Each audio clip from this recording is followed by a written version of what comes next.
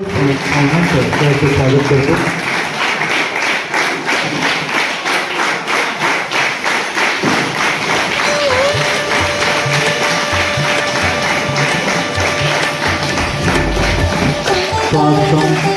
स्वागतम.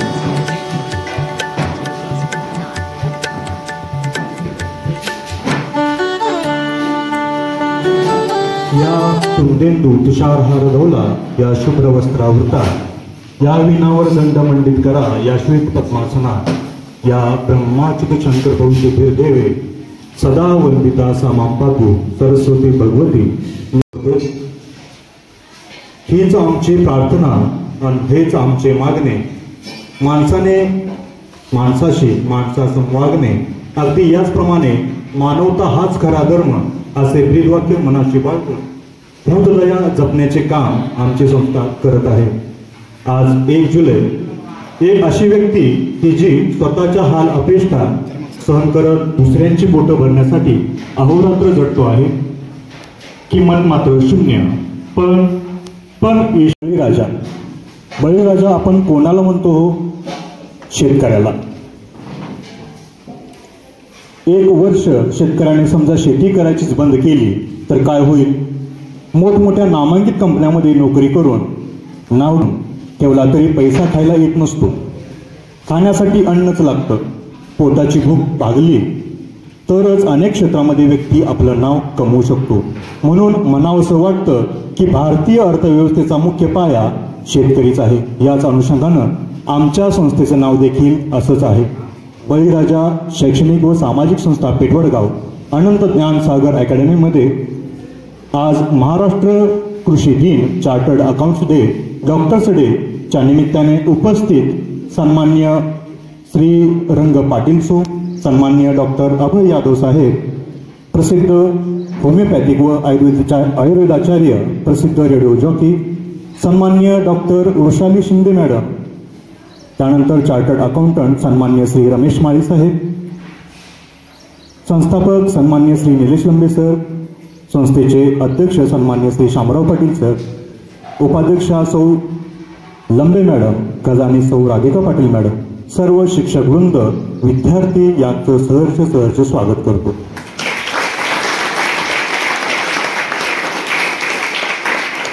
यानंतर सर्वच मान्यवरांना मी विनंती करतो की त्यांनी प्रतिमापूजन करावं.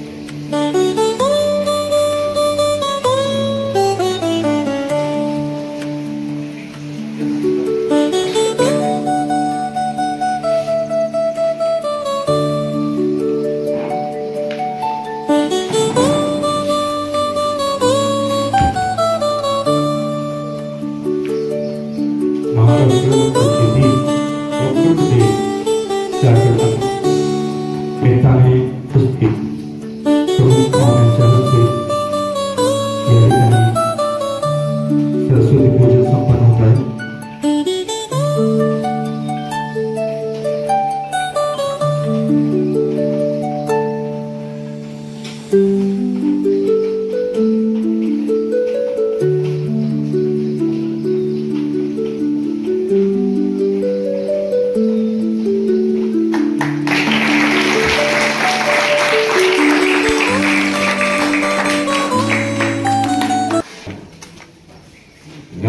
गुड मॉर्निंग, सुप्रभात. 90.9 आपल्या एकदम प्रॉपर आहे तुमच्यासोबत. सुंदर दिवस आणि त्या दिवसाची सुरुवात अजून सुद्धा.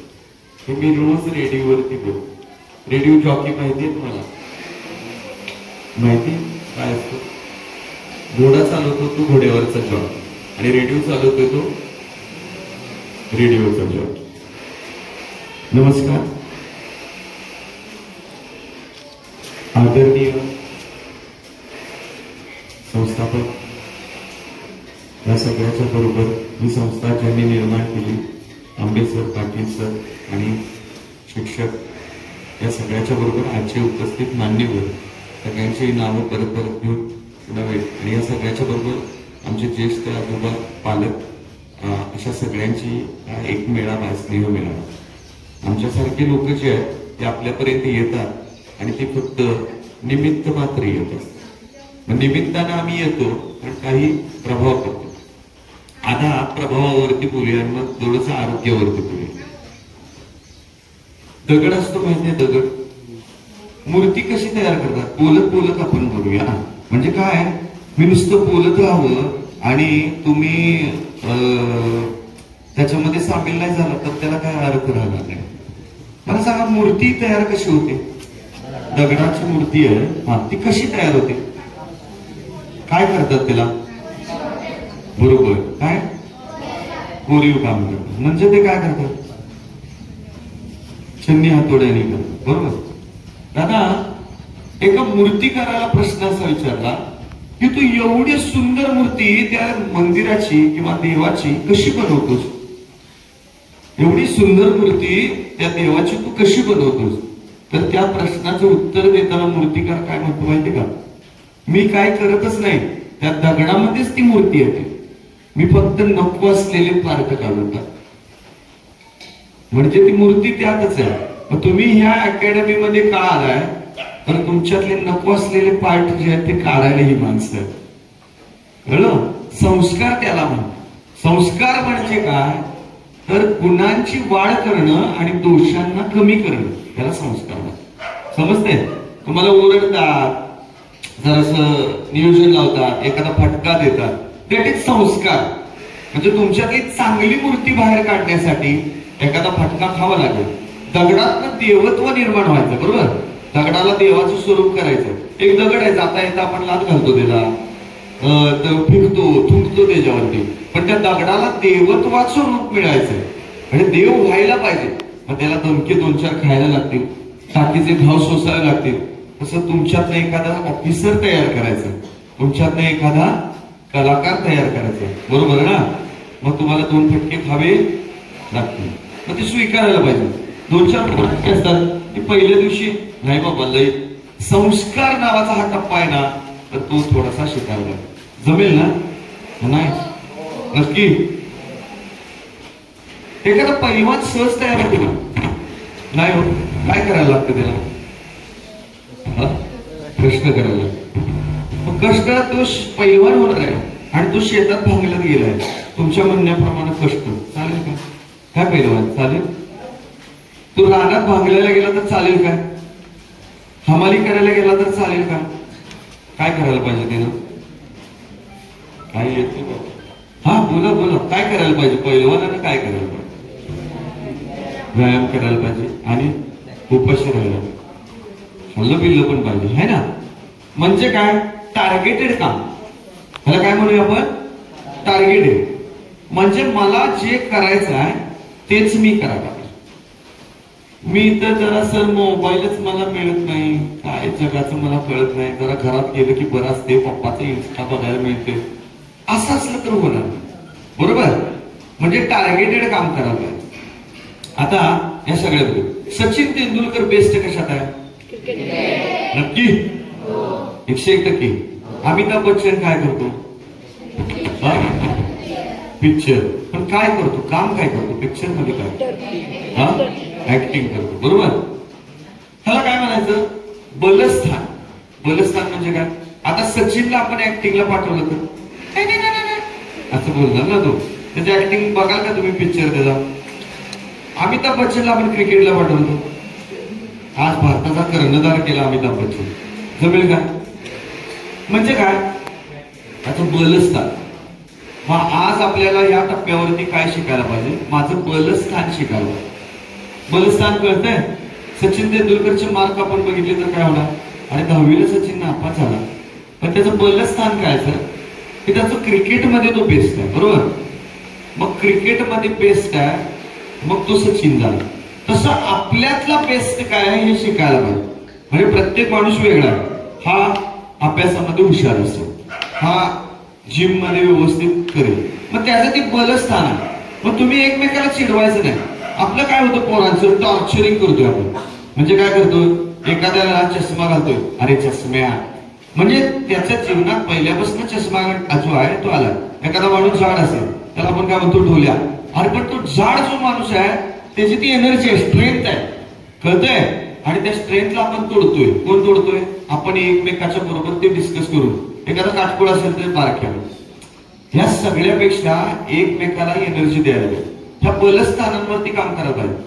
एखादा माणूस पैलवानगी करतोय ना, म्हणजे तुम्ही मला पाहिजे त्याला माझा आज अंड आहे ना तू खा, अरे त्याचं बलस्थान. अशानं मैत्री निर्माण. तुम्ही एखाद्याला गप्पा मारत चेष्टेत, एखादा काळा आहे, अरे काळा आहे, रोल नाही रे, ते कळलं का? त्याचं तुमची दोस्ती म्हणजे काय? एखाद्याचं बळ वाढवणं ही जो दोस्ती, त्याची चेष्टा करणं ही दोस्ती आहे का? नाही. टीम क्रिकेट टीम कशी असते, हॉकीची टीम कशी असते? एकमेकाला बॉल सपोर्ट करून आपण जिंकायला. त्यामुळे अकॅडमी हा काय मोठा टप्पा नाही. तुम्हाला पुन्हा महिनाभर 15 दिवस घरी जातं. संस्कारांचा हा टप्पा आहे. आता जाऊया आरोग्यावर. माझ्याकडे अंबानीचा पोरगा बघितलाय का तुम्ही? कसला आहे? जाड आहे, त्याला चालायला बिलायला व्यवस्थित येते. मग मला सांगा, कोट्यावधी रुपयाची प्रॉपर्टी, अंबानीकडे प्रॉपर्टी किती आहे? आपल्या सगळ्यांना कधी एवढी प्रॉपर्टी, बरोबर? पण आज त्यांनी एवढे पैसे घातले, एवढे डॉक्टर आणले, तर पोरग्याला हेल्दी करू शकलेत कधी? बरोबर करू शकलेत का? मग तो काय झाला? पाया. पाया म्हणजे काय? बेस. मग त्याचा बेसच गणला. म्हणजे काय? त्या पोरग्यानं पिझ्झा मागितला, बर्गर मागितला, जे जे जगातलं दिसेल तो म्हटला मला आज रसगुल्ले 5 खायचे, खा. आज 50 खायचे, खा. कळलं? मग तुम्हाला थोडं थोडं कंट्रोल करतोय मी. का करतोय? अरे नको आज एवढंच खा, आज जरा हे जास्त खा. तो पाया तिथं फसलाय आणि त्या पायावरती तुम्ही, म्हणजे कोण कसं दिसणार आहे, त्याचं रूप कसं असणार आहे हे आपल्या हातात जरी नसलं तर नंतर ते कसं होणार आहे हे तर आपल्या हातात आहे. म्हणून अकॅडमीमध्ये असताना आरोग्याची काळजी घेणं सगळ्यात महत्वाचं. आरोग्याची काळजी म्हणजे काय? मी काय पण करणार आहे, कधी पण उठणार आहे, कधी पण खाणार आहे, असं चालेल का? ठराविक दिवसाचा हा काळ, मोजून सर 10वी पर्यंत असेल ना हा काळ. 10वी पर्यंतचा हा काळ आहे, तो जीवनाला तुमच्या एक रेख अशी लाईन मारून दे. त्यामुळं तुमच्या बाबाची कोट्यावधी रुपयाची प्रॉपर्टी असू दे किंवा गरीब असू दे, तुम्ही हेल्दी असला तर सगळ्यात महत्वाचं.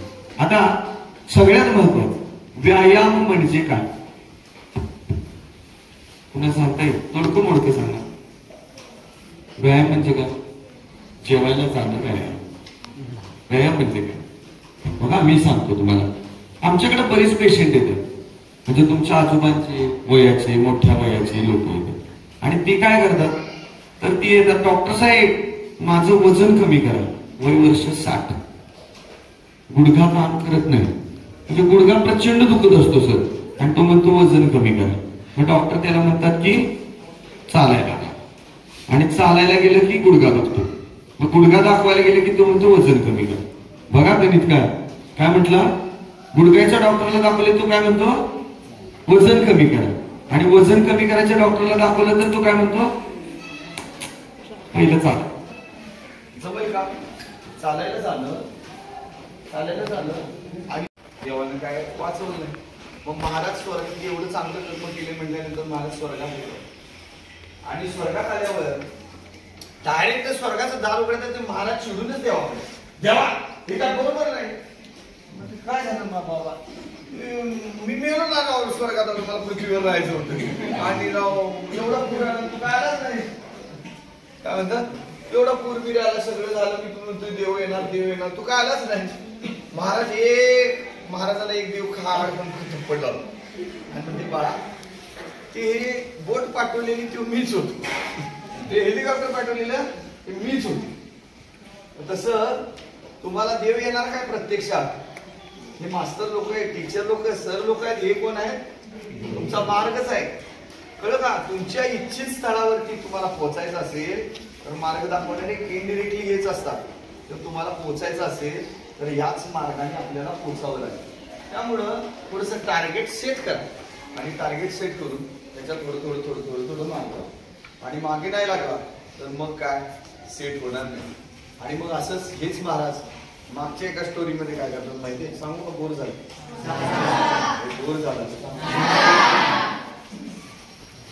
हेच महाराज एकदा बसलेले असतात या महाराजांना तुमच्यासारखी टार्गेट पोर असतात आणि ते काय म्हणतात ह्या महाराजचा बोरिया बिस्तर आहे ना तो सगळा आपण घालूया म्हणजे ह्या गावातून महाराजचं नामनिशाण मिटवायचं हे महाराज काय सांगत असतो व्यवस्थित चांगलं म्हणजे काय खरं काय खोटं असं सगळं सांगत असतं आणि काय खरं काय खोटं सांगताना पोरं काय ठरवलं नाही का ह्या महाराजाचं ना आज आपण विषय संपवायचा हे महाराजाचं काय खरं आहे की नाही लोकांच्या पुढे पितळ पाडवायचं आणि या महाराजाला गावाच्या बाहेर काढायचं मग महाराज एकदा असं बसलेलं असतं आणि पोरं काय ठरवतात एका पोरग्या तयार करतात त्याला काय म्हणायचं ते एक फुलपाखलेले असतात आणि असं ते फुलपाखरूचे पोरग धरतात असतात आणि आता काय ठरलंय आपला डाव सांगा की काय ठरलंय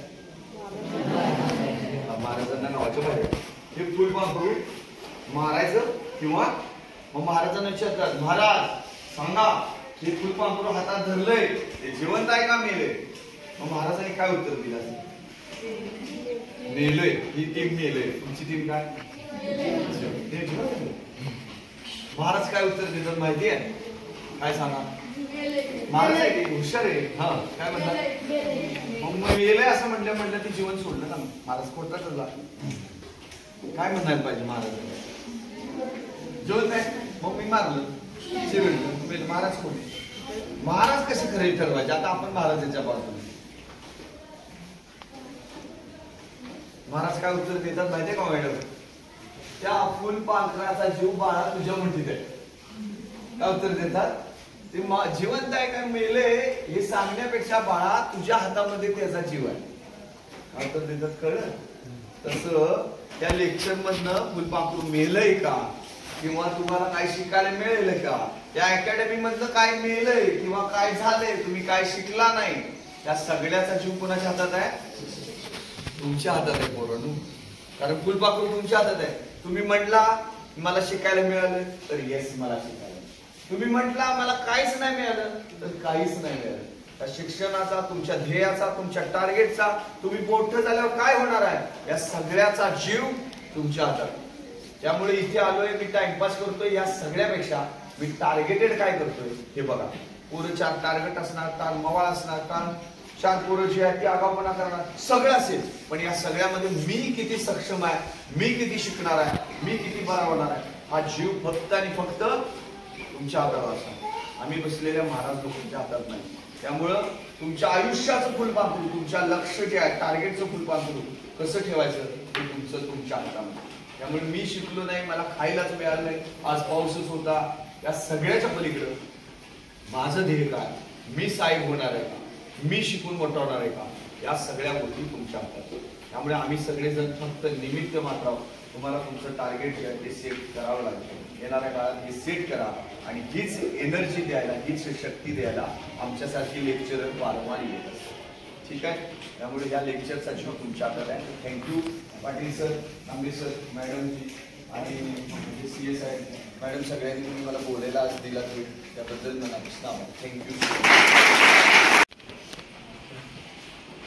धन्यवाद सर शालेय जीवनातील संस्कार जडणघडणीची वय व्यायाम योगासनाचे महत्व गोष्टी स्वरूप संवाद इत्यादी मार्गदर्शन आपण केले यानंतर शिंदे साहेब यांना विनंती करतो त्यांनी आमंत्रण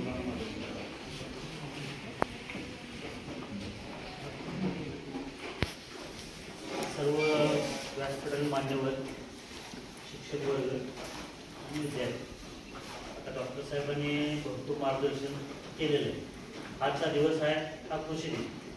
आपला देश हा कृषीप्रधान म्हणला जातो. शेतकरी आपला देशाचा पाया आहे. त्याच्यासाठी म्हणून वसंतराज नाईक यांनी भरपूर काम केलं आहे आणि शरद पवारांनी त्याचा जन्मदिन हा कृषी दिन म्हणून साजरा केला जातो. त्याचबरोबर जागतिक ऑडिटर दिन किंवा चार्टर्ड अकाउंटंट, त्याचबरोबर डॉक्टर दिवस, अशा प्रकारे आपण 3 व्यक्तींचा सन्मान करण्यासाठी म्हणून हा दिवस हा साजरा करतो. आता काय डॉक्टर बोलले त्यामुळे लय जास्त काय बोलत नाही, पण डॉक्टरांनी सांगितलं त्याप्रमाणे आपलं कुठलं तर ध्येय फिक्स करा. ध्येय करून त्याच्यासाठी आपण मेहनत करून एक चांगलं काय तर आदर्श घडवून दाखवायसाठी प्रयत्न करा. गळा फुलांचे हार कशाला, आभाराचे भार कशाला, गळा फुलांचे हार कशाला, सारे मिळून घर करूया त्या घराला दार कशाला. व्यासपीठावर उपस्थित सर्व मान्यवरांचे मनपूर्वक आभार मानतो. व्यासपीठावर उपस्थित डॉक्टर अभय यादव साहेब, डॉक्टर वृषाली शिंदे मॅडम, श्री रमेश वाडी साहेब, श्री श्रीरंग पाटील साहेब, श्री संजय शिंदे साहेब, श्री सुदाम रेड्डी साहेब, तसेच संस्थेचे संस्थापक श्री निलेश नंबे सर, संस्थेचे अध्यक्ष श्री शामराव पाटील सर, संस्थेचे उपाध्यक्षा स्वप्ना नंबे मॅडम यांना विनंती करतो की महाराष्ट्र दिनाच्या औचित्य साधून आणि आपल्या प्रशालेच्या संस्थापक श्री निलेश नंबे सर यांच्या वाढदिवसानिमित्त आपल्या प्रशालेचे हितचिंतक श्री श्रीरंग पाटील यांनी आपल्या प्रशालेत शैक्षणिक साहित्य यामध्ये पृथ्वीभूगोल व भौमितिक साहित्य अकॅडमीत भेट म्हणून दिली आहे. हे सर्वांनी स्वीकारायला विनंती.